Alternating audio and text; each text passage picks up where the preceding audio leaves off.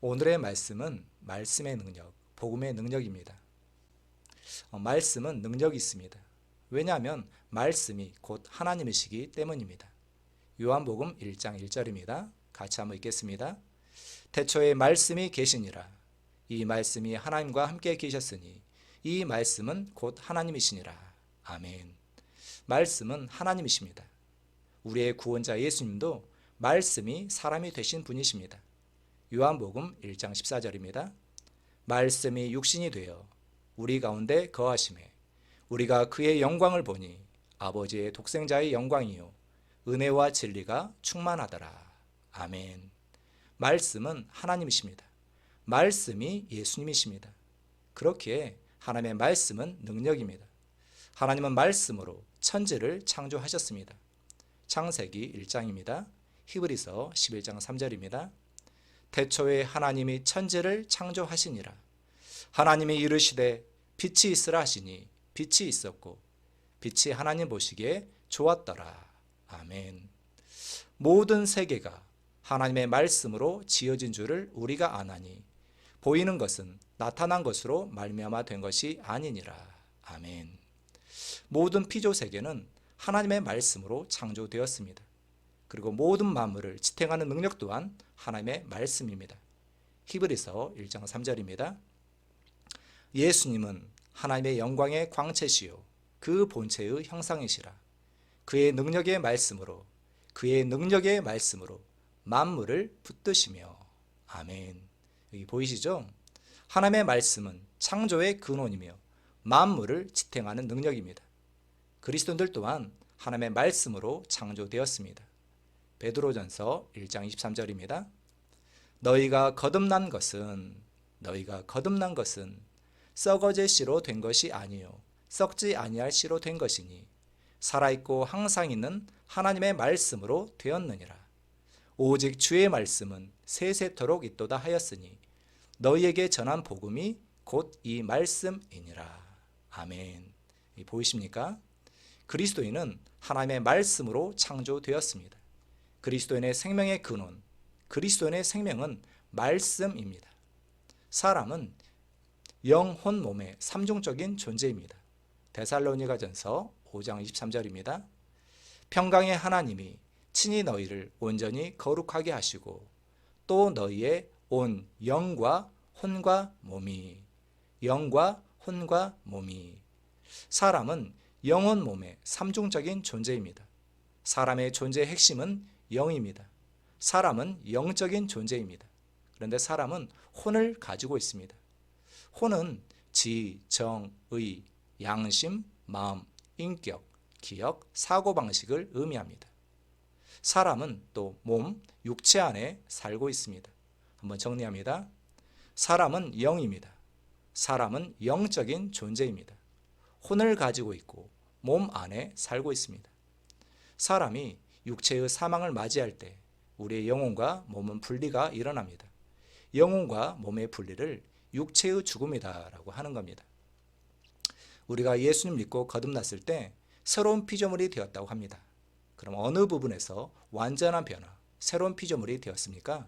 그것은 바로 영에서 완전한 변화가 일어난 겁니다. 사람은 영입니다. 사람은 영이 존재의 핵심이기에 예수님을 믿고 거듭난 부분은 사람의 영, 혼, 몸 중에 바로 영입니다. 고린도후서 5장 17절입니다. 누구든지 그리스도 안에 있으면 새로운 피조물이라. 이전 것은 지나갔으니 보라 새 것이 되었도다. 아멘.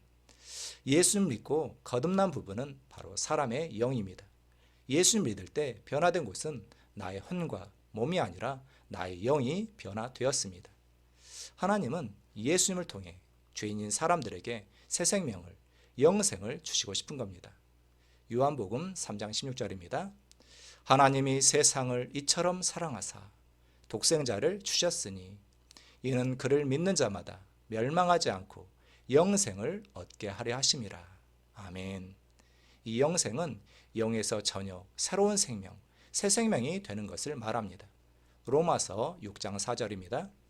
그러므로 우리가 그의 죽으심과 합하여 세례를 받음으로 그와 함께 장사되었나니 이는 아버지의 영광으로 말미암아 그리스도를 죽은 자 가운데서 살리신 것 같이 우리로 또한 새 생명 가운데서 행하게 하려 함이라. 아멘. 그래서 영생과 같은 말 이런 거였죠. 영적 생명, 영생, 구원, 거듭남, 새 생명, 빛, 의, 하나님의 자녀, 하나님의 아들, 의인, 그리스도 안에 있는 존재, 새로운 피조물, 이게 다 같은 말입니다.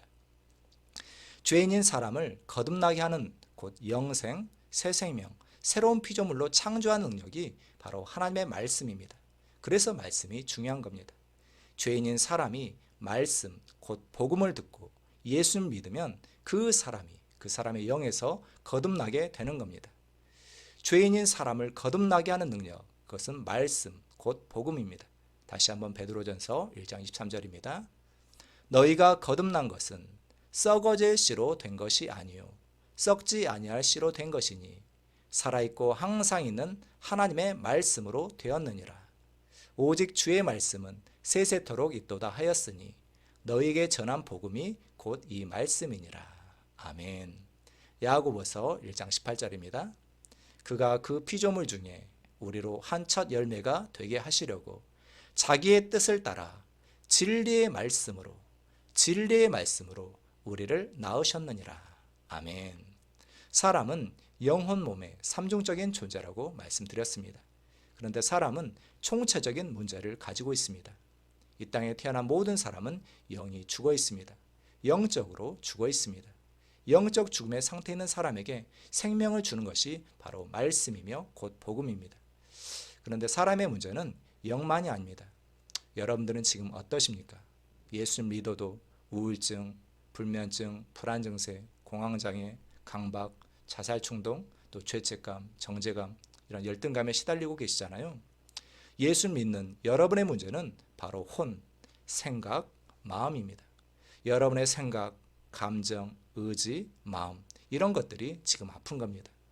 그러면 여러분의 혼을, 여러분의 마음을 치유하고 회복시키는 것은 무엇일까요?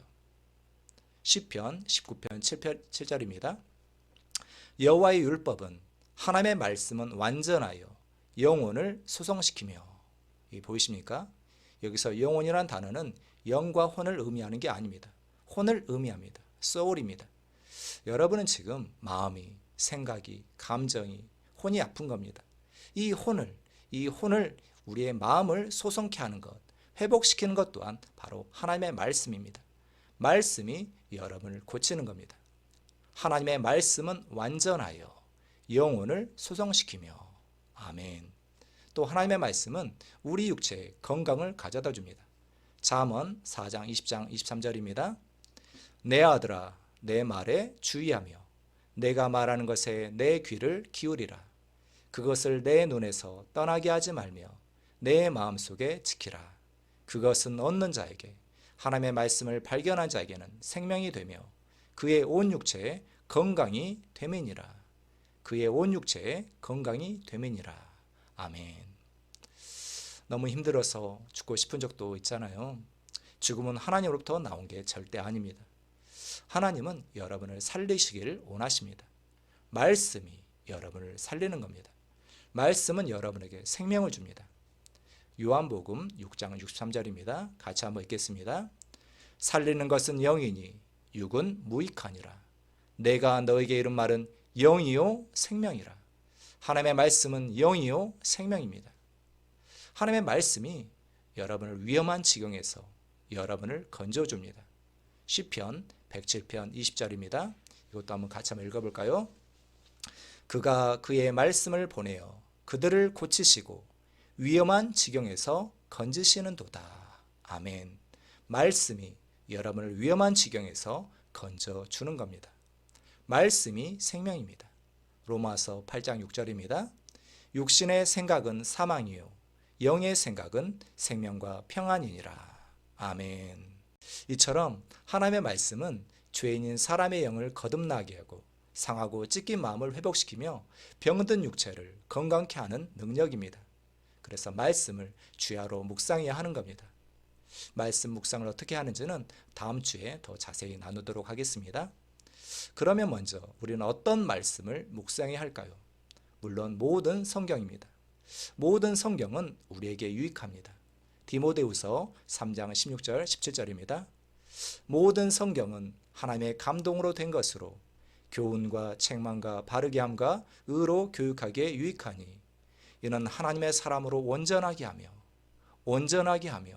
모든 선한 일을 행할 능력을 갖추게 하려 함이라. 아멘.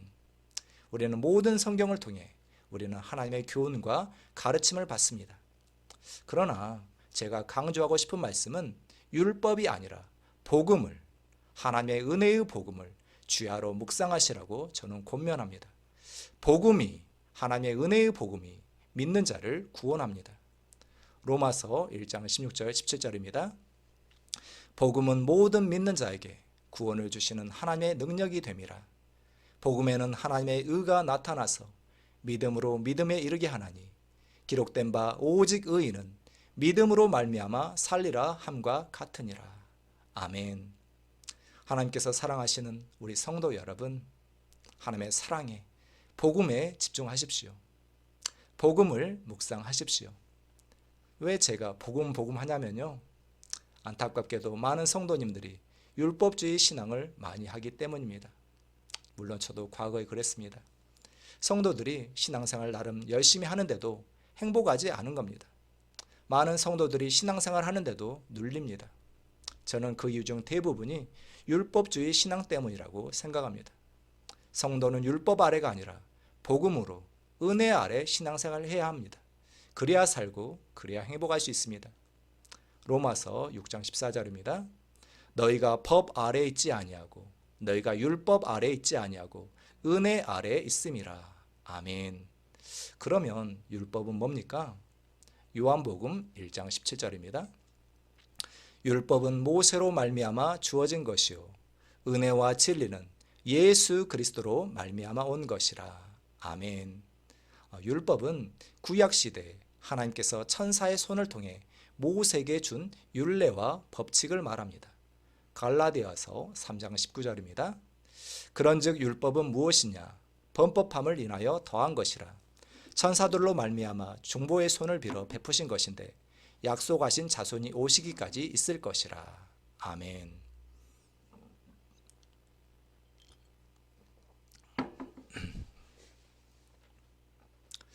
율법의 대표적인 것이 십계명이죠. 물론 율법은 십계명만 있는 건 아니지만 대표적인 것이 바로 십계명입니다. 저는 한때 아바드 성경, 혹시 여러분 아바드 성경 아십니까? 전태식 목사님이 가르치는 십계명을 잘 지키는 것이 하나님을 경외하고 그것이 바른 신앙이다라는 그런 가르침을 배운 적이 있습니다. 율법을 잘 지키는 것이 하나님을 잘 섬기고 경외하는 것이다. 이런 주장은 언뜻 맞는 것처럼 보입니다. 여러분 십계명 어떻습니까? 나쁜 말 하나도 없잖아요. 부모를 공경하십시오. 아멘이잖아요. 살인하지 말라. 이게 뭐가 나쁘냐고요. 간음하지 말라. 도둑질하지 말라. 거짓말하지 말라. 얼마나 좋아요. 얼마나 다 맞는 말이잖아요. 그런데 문제는 우리가 다 율법을 어겼다는 데 있습니다. 여러분 거짓말 했어요? 안 했어요? 혹시 도둑질 안 해보셨습니까? 저는 어렸을 때 저희 집이 2층 주택의 전세를 살고 있었습니다.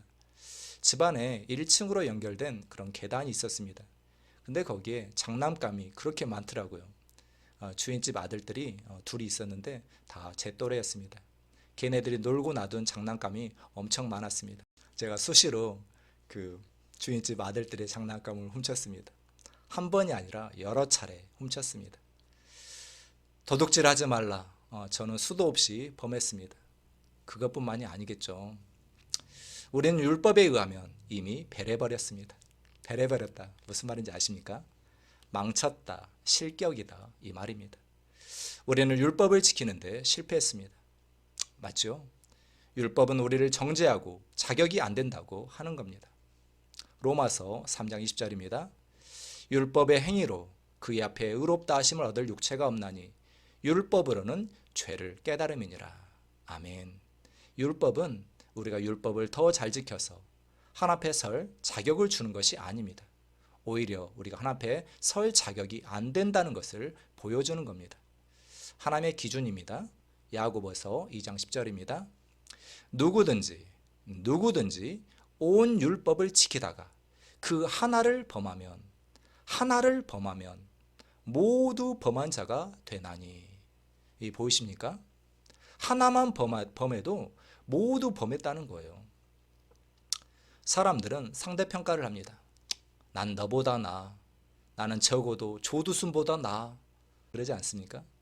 사람들은 다 저마다 그렇게 상대적으로 평가를 합니다. 그렇지만 하나님은 절대평가를 하십니다. 하나님의 기준, 하나님의 절대평가의 기준에는 모든 사람은 다 빵점입니다. 다 미달입니다.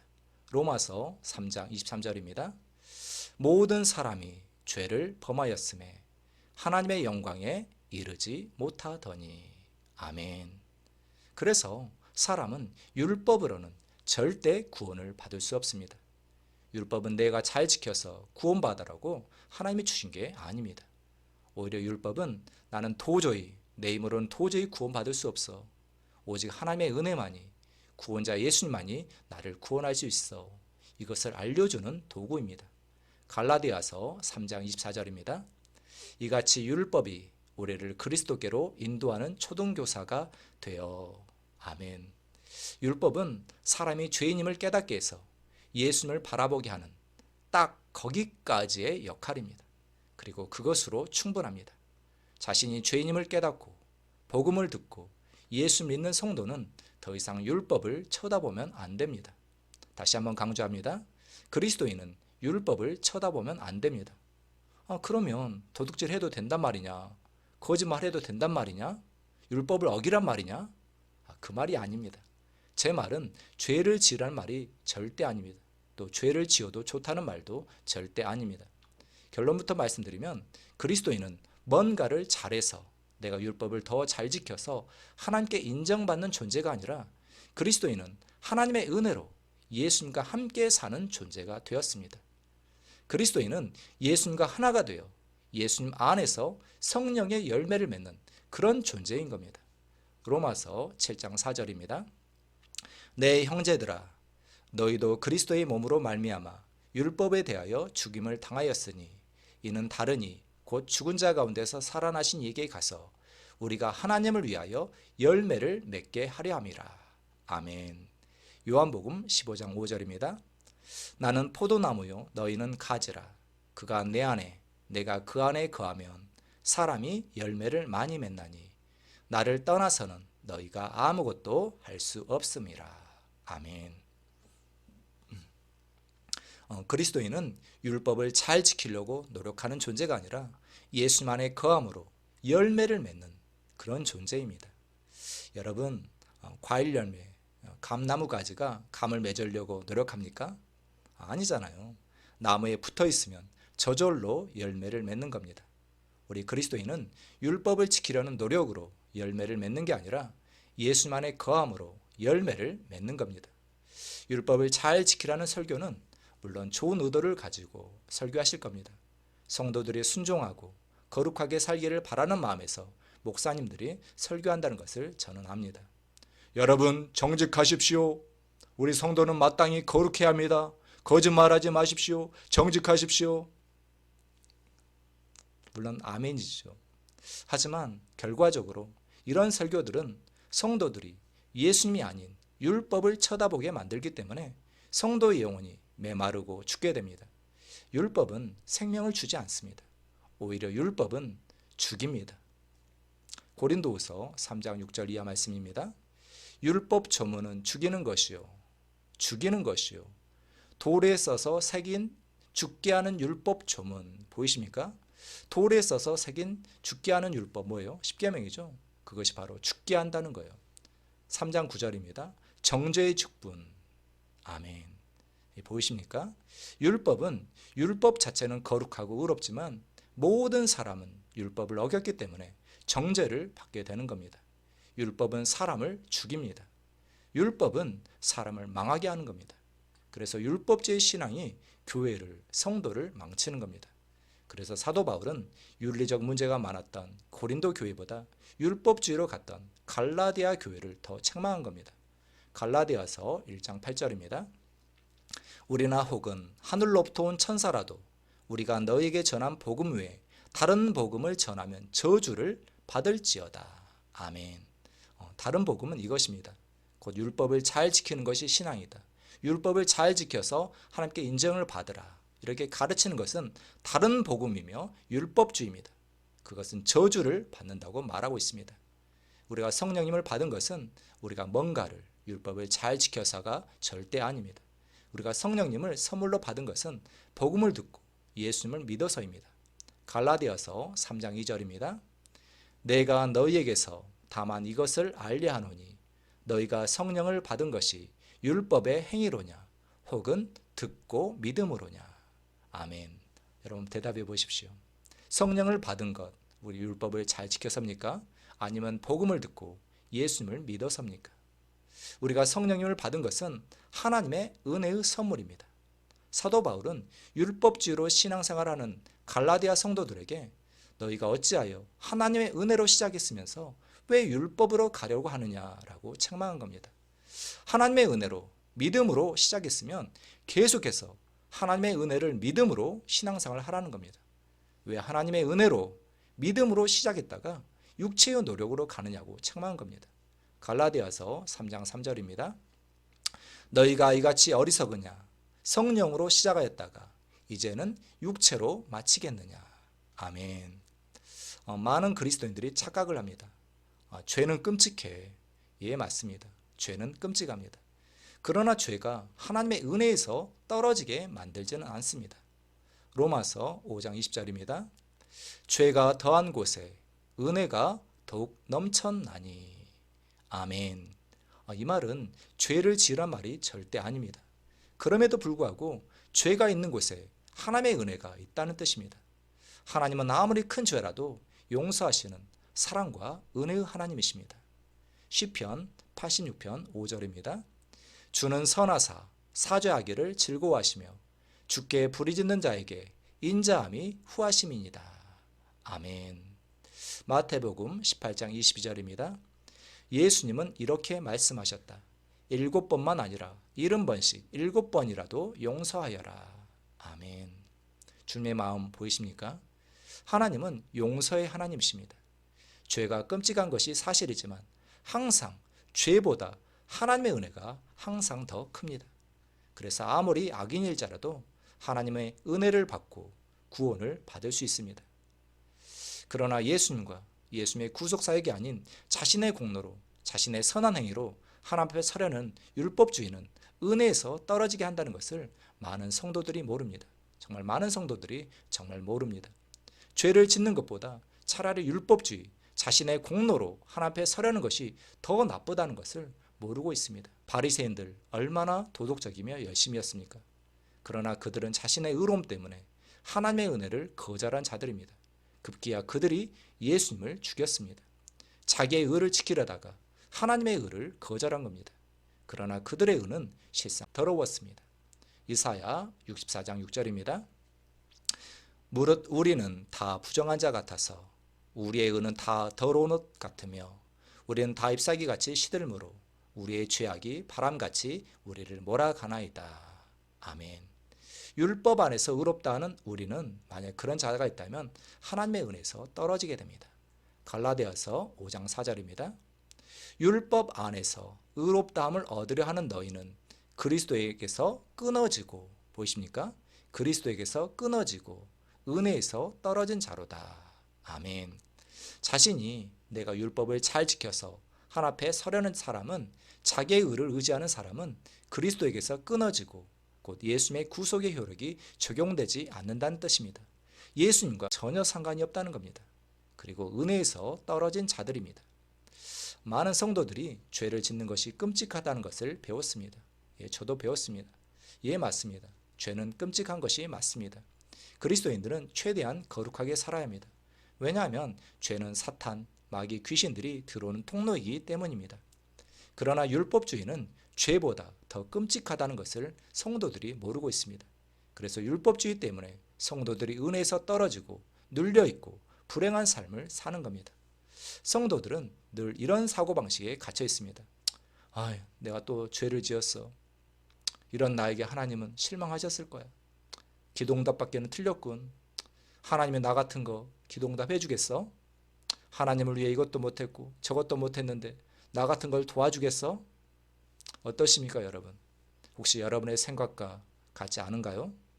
이런 사고방식, 나 같은 거 이것도 못했고 저것도 못했는데 하나님이 나를 도와주겠어? 이런 생각이, 이런 사고방식이 바로 율법적인 사고방식입니다. 이런 사고방식 때문에 아이러니하게도 하나님의 은혜의 선물을 못 받는 겁니다. 이런 사고방식을 날려버려야 하는 겁니다. 한번 곰곰이 생각해 보십시오. 여러분이 구원을 받은 것, 여러분의 자격, 여러분의 선행, 어떤 선한 노력 때문이었습니까? 아니잖아요. 오직 하나님의 사랑, 자비, 긍휼 때문에 우리는 구원을 받았습니다. 하나님의 은혜 때문에 우리는 구원을 받았습니다. 디도서 3장 4절 이하 말씀입니다. 같이 한번 읽겠습니다. 우리 구주 하나님의 자비와 사람 사랑하심이 나타날 때 우리를 구원하시되 우리가 행한 바 의로운 행위로 말미암지 아니하고 오직 그의 긍휼하심을 따라 중생의 씻음과 성령의 새롭게 하심으로 하셨나니. 아멘. 에베소서 2장 5절 읽겠습니다. 허물로 죽은 우리를 그리스도와 함께 살리셨고 너희는 은혜로 구원을 받은 것이라. 아멘. 여기 보이시죠? 우리의 구원은 우리의 행위 때문이 절대 아닙니다. 우리와는 전혀 상관없는 하나님의 과분한 한량없는 은혜 때문입니다. 목사님, 하나님의 은혜에 보답하려고 열심히 하나님을 위해 뭔가를 해야 되지 않는가요? 그렇게 혹시 질문하신 분 계십니까? 그렇다면 하나님의 은혜에 보답하는 게 뭘까요? 하나님, 거기 가만히 계세요. 저 혼자 저의 노력으로 제가 하나님께 이거 해드릴게요, 저거 해드릴게요, 이건가요? 절대 신앙 그런 거 아닙니다. 하나님 없이 우리가 어떻게 뭘 할 수 있습니까? 불가능합니다. 예수님을 떠나서는 우리는 아무것도 할 수 없습니다. 정말 여러분들이 하나님을 기쁘시게 해드리고 싶습니까? 그것은 하나님의 선물을, 하나님의 은혜를 계속 받으십시오. 그것이 믿음이고 그 믿음이 하나님을 기쁘시게 하는 겁니다. 하나님은 은혜로 선물을 주셨고 우리가 그 선물을 받고 기뻐하고 즐거워하는 것을 하나님은 기뻐하십니다. 히브리서 11장 6절입니다. 같이 한번 읽어볼까요? 믿음이 없이는 하나님을 기쁘시게 하지 못하나니 하나님께 나아가는 자는 반드시 그가 계신 것과 또한 그가 자기를 찾는 자들에게 상 주시는 이심을 믿어야 할지니라. 아멘. 신앙생활은 하나님의 은혜를 믿음으로, 계속해서 하나님의 은혜를 믿음으로 하는 겁니다. 곧 믿음에서 믿음으로 하는 겁니다. 그러나 갈라디아 교인들은 믿음에서 시작했다가 율법의 행위로 가버린 겁니다. 다시 한번 말씀드립니다. 신앙은 하나님의 은혜를, 하나님의 은혜의 복음을 믿음에서 믿음으로 하는 겁니다. 우리가 좋은 열매는 우리가 율법을 지키려고 노력해서 맺는 게 아니라 주님 안에 거할 때, 주님 안에 거할 때임을 분명히 아시기 바랍니다. 요한복음 15장 5절입니다. 나는 포도나무요 너희는 가지라. 그가 내 안에 내가 그 안에 거하면 사람이 열매를 많이 맺나니 나를 떠나서는 너희가 아무것도 할 수 없음이라. 할렐루야. 보이시죠? 우리 그리스도인은 율법을 지키려고 내 노력으로 열매를 맺는 존재가 아니라 예수님 안에 거함으로 열매를 맺는 그런 존재입니다. 그리스도인은 복음을 믿음으로, 계속해서 복음을, 하나님의 은혜의 복음을 믿음으로 사는 존재입니다. 로마서 1장 17절입니다. 복음에는 하나님의 의가 나타나서 믿음으로 믿음에 이르게 하나니 기록된 바 오직 의인은 믿음으로 말미암아 살리라 함과 같으니라. 아멘. 복음이 구원을 가져옵니다. 구원이란 뜻은 포괄적인 뜻입니다. 많은 성도님들이 구원이란 뜻을 내세의 개념, 즉 우리가 죽어서 천국 간다는 것으로 이해하지만 구원이란 단어는 포괄적입니다.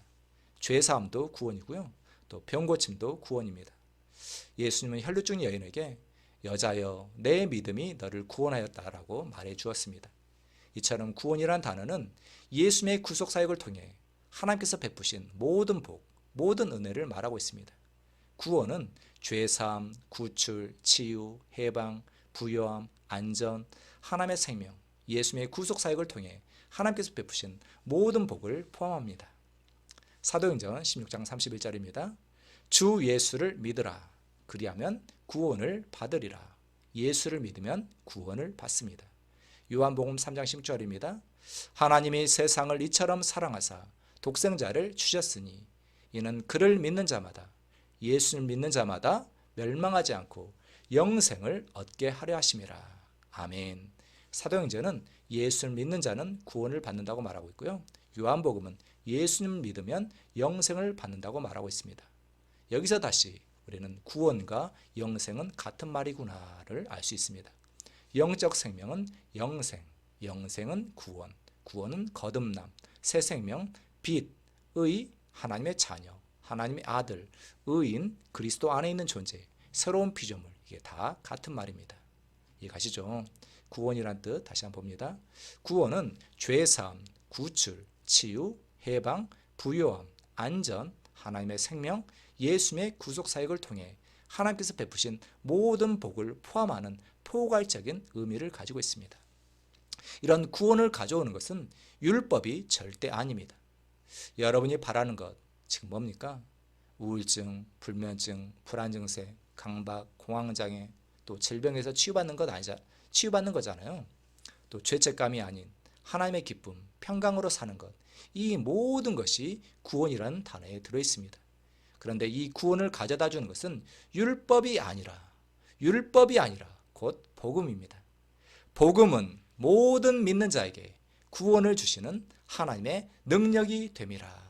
아멘. 그래서 저는 강조합니다.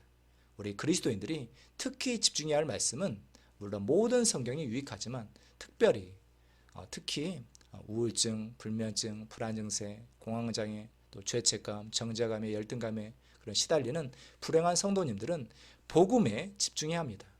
복음이 여러분을 구원합니다. 복음이 뭡니까? 몇 주 전에 정리해 드렸죠. 복음은 예수님입니다. 복음은 예수님께서 나를 위해 하신 그분의 일입니다. 여러분이 한 일이 아니에요. 다시 한번 강조합니다. 우리가 한 일이, 내가 한 노력이, 내가 한 일이 나를 구원하는 게 절대 아닙니다. 예수님께서 우리를 위해 하신 그분의 일이 우리를 구원하는 겁니다. 예수님께서 나를 위해 하신 일을 구속사역이라고 하는 겁니다. 또 이것을 은혜의 복음이라고 하는 겁니다. 이 은혜의 복음, 곧 은혜의 말씀이 여러분을 살립니다. 사도행전 20장 32절입니다. 지금 내가 여러분을 주와 및 그 은혜의 말씀에 부탁하노니 그 말씀이, 은혜의 말씀이 여러분을 능히 든든히 세우사 거룩하게 하심을 입은 모든 자 가운데 기업이 있게 하시리라. 아멘. 하나님의 말씀이 여러분을 세우는데 그냥 말씀이 아니라 은혜의 말씀이, 보이시죠? 은혜의 말씀이 여러분을 세웁니다. 은혜의 반대말, 그것은 바로 율법이었습니다. 요한복음 1장 17절입니다. 율법은 모세로 말미암아 주어진 것이요 은혜와 진리는 예수 그리스도로 말미암아 온 것이라. 아멘. 여기 보이시죠? 율법과 은혜와 진리가 대조를 이루고 있습니다. 은혜는 바로 예수님이십니다. 은혜가 곧 예수님이십니다. 요한복음 1장 14절입니다. 말씀이 육신이 되어 우리 가운데 거하심에 우리가 그의 영광을 보니 아버지의 독생자의 영광이요 은혜와 진리가 충만하더라. 아멘. 우리는 율법이 아닌 예수님께, 예수님의 구속의 은혜의 말씀에 집중해야 합니다. 그럴 때 우리는 영광스럽게 변화되는 겁니다. 고린도후서 3장 18절입니다. 우리가 다 수건을 벗은 얼굴로 거울을 보는 것 같이 주의 영광을 보매 그와 같은 형상으로 변화하여 영광에서 영광에 이르니 곧 주의 영으로 말미암음이니라. 아멘. 우리의 변화는 볼 때입니다. 바라볼 때입니다. 누구를요? 바로 예수님을, 예수님의 영광을 바라볼 때 우리는 변화되는 겁니다. 말씀을 통해, 곧 은혜의 말씀을 통해 예수님을, 예수님의 구속사역을 계속 쳐다볼 때 여러분은 살아납니다. 예수님은 자신을 놋뱀 사건과 비유한 적이 있으셨습니다. 요한복음 3장 14절입니다. 모세가 광야에서 뱀을 든 것 같이 인자도 들려야 하리니. 아멘.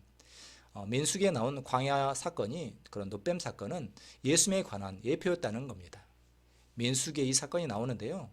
뱀에 물린 백성들 누가 살았는지 아십니까? 민수기 21장 9절입니다. 모세가 노뱀을 만들어 장대 위에 다니 뱀에게 물린 자가 노뱀을 쳐다본즉 모두 살더라. 아멘. 누가 살았습니까? 노뱀을 쳐다본 사람만 살았습니다. 이것을 신약에 대입하면 예수님을 믿으면 구원을 받습니다. 예수님을 계속 믿으면 여러분 살아납니다.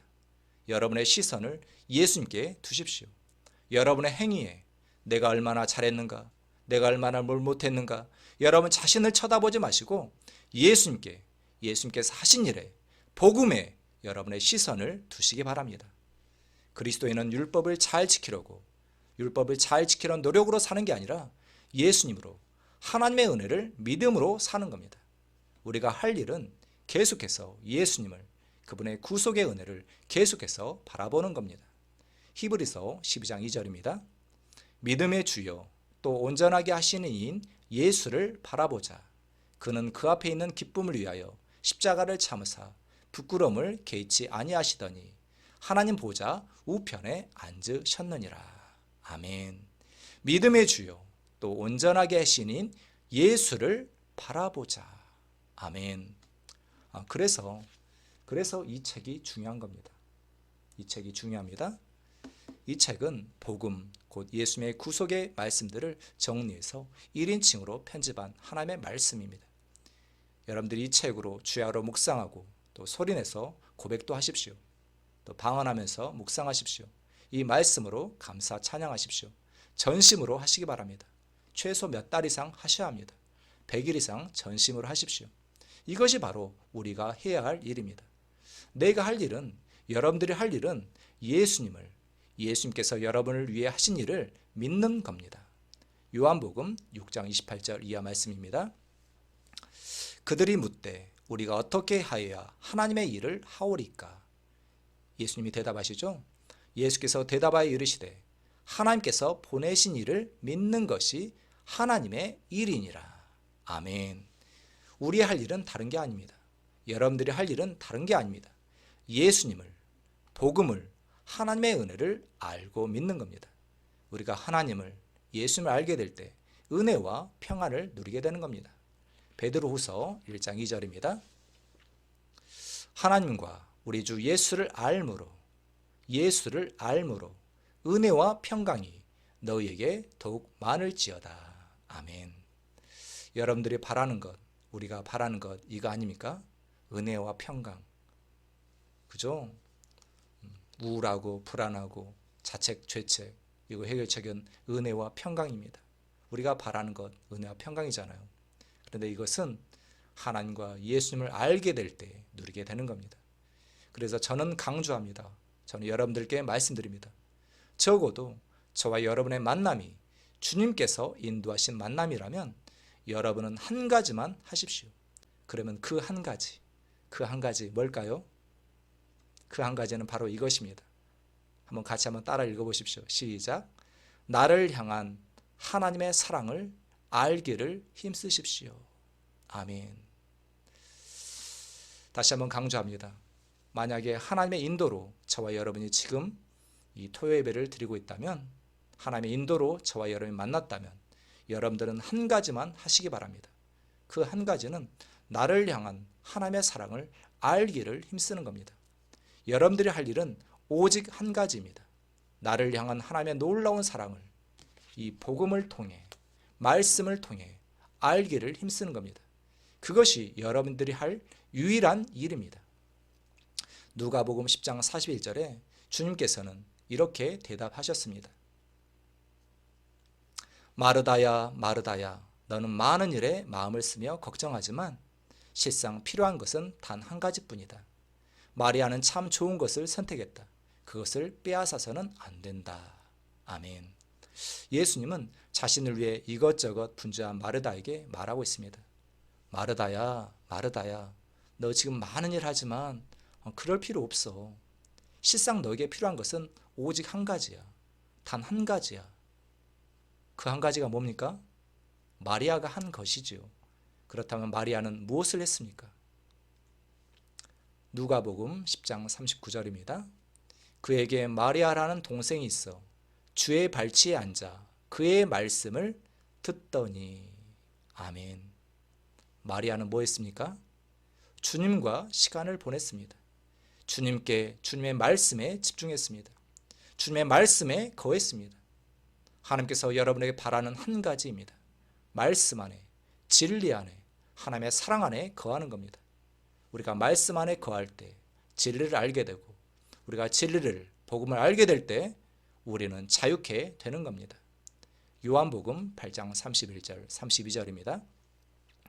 예수께서 자기를 믿은 유대인들에게 이르시되 너희가 내 말에 거하면 참으로 내 제자가 되고 진리를 알지니. 너희가 내 말에 거하면 진리를 알지니 알게 된 진리가 너희를 자유롭게 하리라. 아멘. 보이십니까? 오늘 말씀을 정리합니다.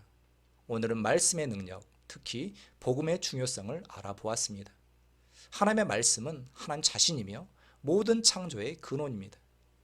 예수 믿는 우리 그리스도인은 말씀으로 태어난 말씀의 소산입니다. 우리의 생명은 말씀입니다. 거듭남도 말씀, 곧 복음으로입니다. 혼의 치유, 여러분의 마음의 회복, 마음의 상처 치유 회복도 여러분이 바라는 우울증, 불면증, 불안 증세, 공황장애, 자살 충동, 죄책감, 정죄감, 열등감의 치유와 해방, 이 모든 것이 다 말씀, 곧 복음으로입니다. 몸의 건강도 말씀으로입니다. 이처럼 말씀, 복음은 여러분의 영혼 몸 전 삶의 건강과 행복과 생명을 가져다 줍니다. 그러나 우리는 그동안 알게 모르게 율법주의 신앙을 접해왔습니다.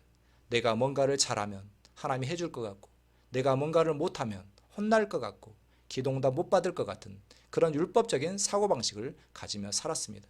그런 생각 때문에 오히려 스트레스를, 또 죄책감 때문에 마음이 눌린 겁니다. 우리는 율법이 아닌 복음, 곧 예수님의 구속의 은혜를 쳐다보아야 합니다. 예수님의 은혜를 계속해서 집중해야 합니다. 하나님의 무조건적인 사랑이 여러분을 살립니다. 다시 한번요. 이 책은 하나님의 사랑, 은혜, 예수님의 구속사역, 새로운 피조물에 관한 말씀을 1인칭으로 정리한 하나님의 말씀입니다. 이 복음의 말씀을 주야로 묵상하고 고백하십시오. 선포하십시오. 은혜의 말씀이 여러분의 혼을, 여러분의 마음을 고치고 회복시킵니다.